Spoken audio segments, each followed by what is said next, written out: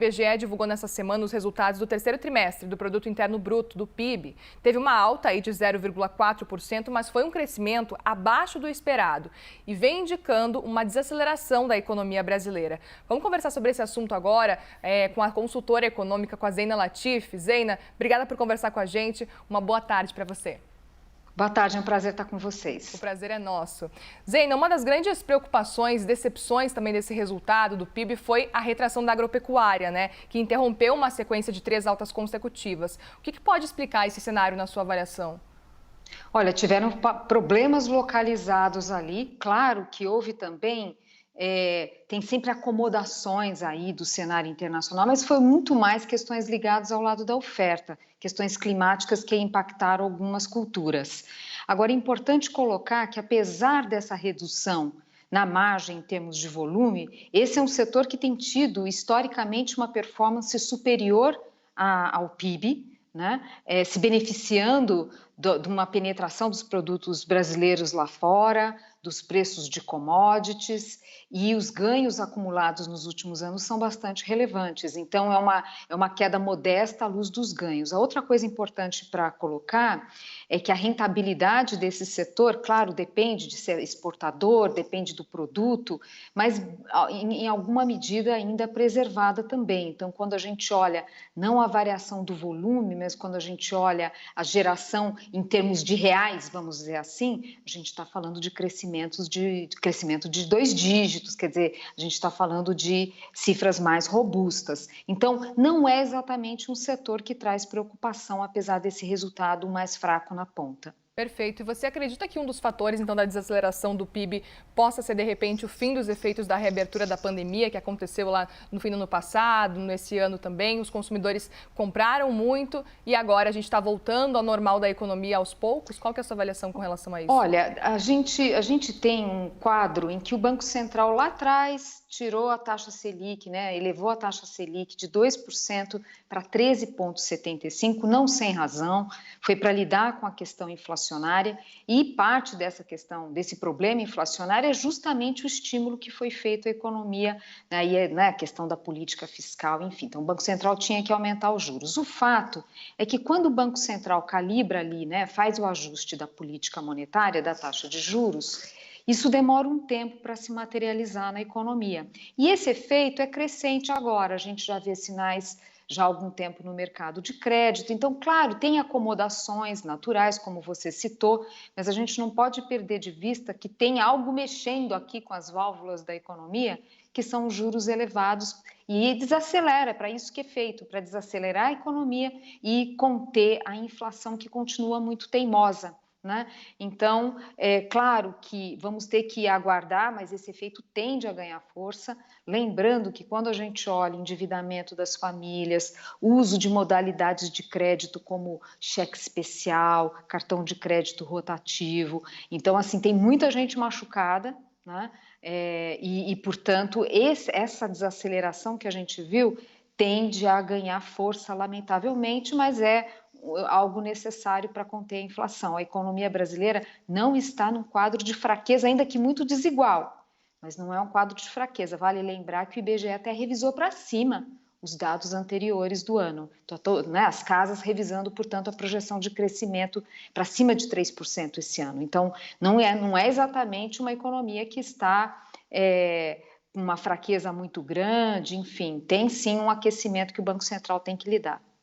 Preciso te perguntar também qual que é a sua avaliação com relação a essa PEC que o governo eleito pretende aprovar, está tentando aprovar nos próximos dias, que planeja, que prevê, então, um gasto extrateto de 195 bilhões de reais.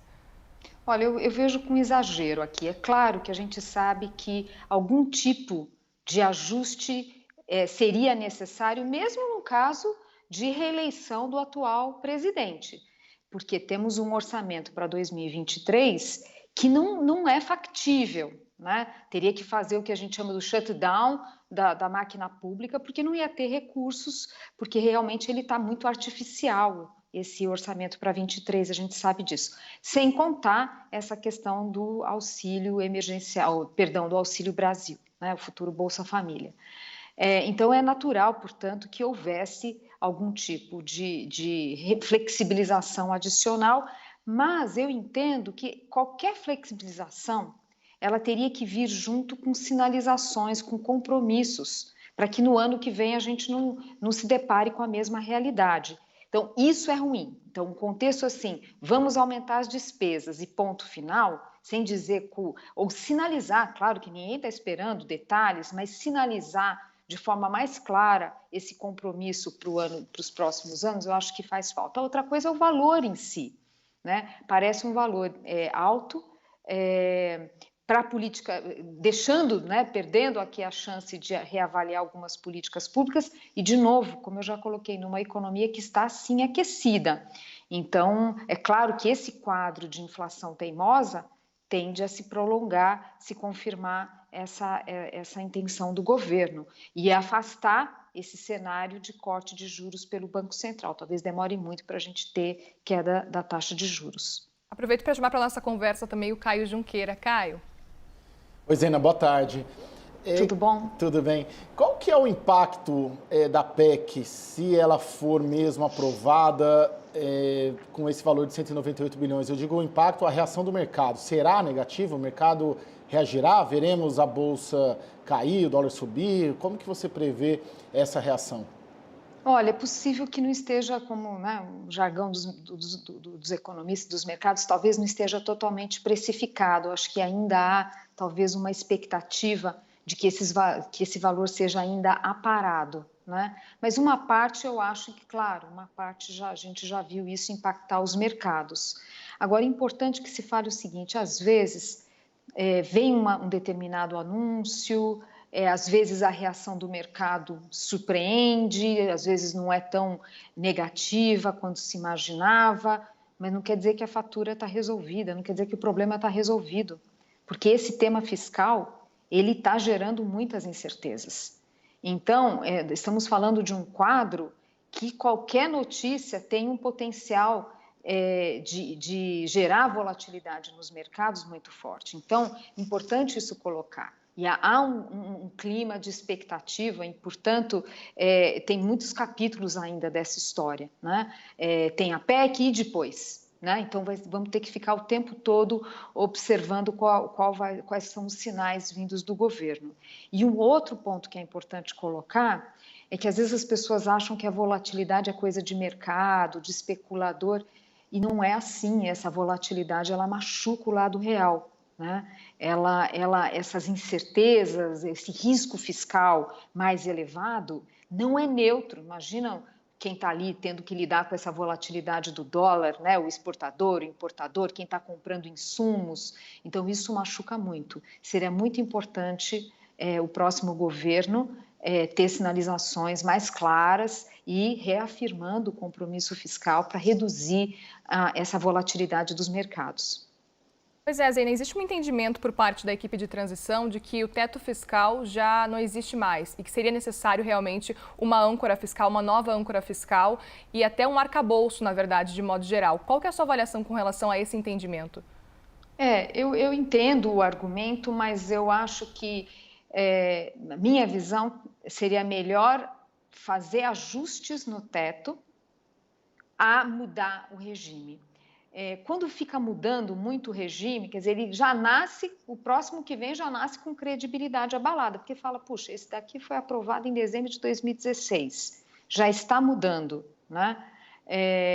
E sendo que cumpriu um importante papel, aliás, mesmo com os furos, quer dizer, saiu-se bem na 2020, na pandemia, né? Porque tem essa cláusula de escape, então uma regra que se mostrou muito adequada para momentos extremos como aquele, excepcionais.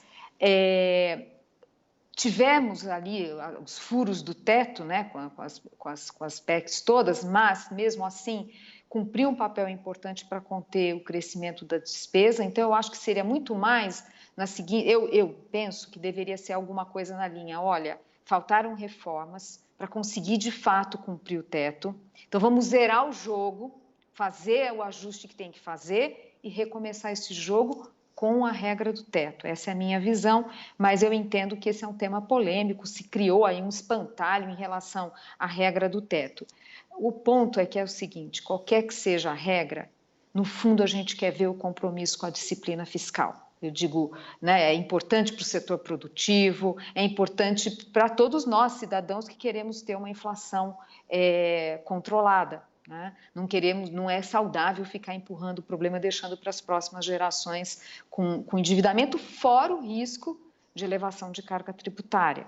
Então, que se faça uma regra que seja crível e que se cumpra, né? Mas eu realmente preferiria o ajuste do atual regime fiscal em vez de procurar um outro. Zeina, qual a sua avaliação da possibilidade do Fernando Haddad ser ministro da Fazenda? Olha, qualquer nome que tiver ali, qualquer um, né? A gente vai ter que observar, certamente, o corpo técnico ali, quem são os técnicos, quem são os formuladores de política econômica. Porque é claro que o Haddad não tem o perfil de formulador de política econômica. Então, a gente vai ter que ver quem é esse grupo, né? Mas, certamente, o compromisso do presidente. A gente assistiu, desde o governo Dilma com o Joaquim Levy, o próprio Bolsonaro com o Paulo Guedes. Essas pautas fiscais têm que ser um compromisso do presidente da República, não é só o ministro. Claro que um ministro com capacidade técnica, com capacidade política, é um ingrediente muito importante. Até porque o presidente tem que olhar um monte de coisa, tem que ser bem assessorado, né? É claro, mas tem que ser um compromisso do presidente da República em topar o ajuste. Porque na hora que você vai fazer ajuste fiscal, todos os segmentos da sociedade reagem. Mas, puxa, vai começar com o meu setor, começa com o outro, faz outra coisa. Não, aqui não, ali não. Então, todas essas pautas de ajuste fiscal dependem de uma liderança do Executivo, do Poder Executivo, não é o Congresso, é o Poder Executivo e um compromisso do Presidente da República. Então, isso vai ter que ser reafirmado, quem quer que seja o próximo ministro.